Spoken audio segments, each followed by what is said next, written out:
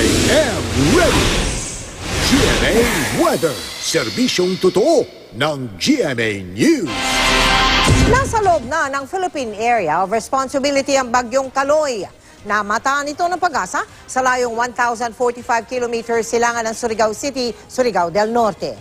Taglay ng Tropical Storm Kaloy, ang lakas ng hangin nasa 65 kilometers per hour at bugsong nasa 80 kilometers per hour. Kumikilos ito pahilaga sa bilis na 15 kilometers per hour. Sa track ng pag-asa, walang tsansang tumama sa lupa ang sentro ng bagyo. Nakikita ring lilihis ito pabalik ng Pacific Ocean maring sa Huwebes o Biyernes Santo. Sa datos naman ng Metro Weather, may mahina hanggang katamtamang ulan sa malaking bahagi ng Luzon, Eastern Visayas at sa Mindanao bukas. Sa Metro Manila, mababa lang ang tsansang umulan.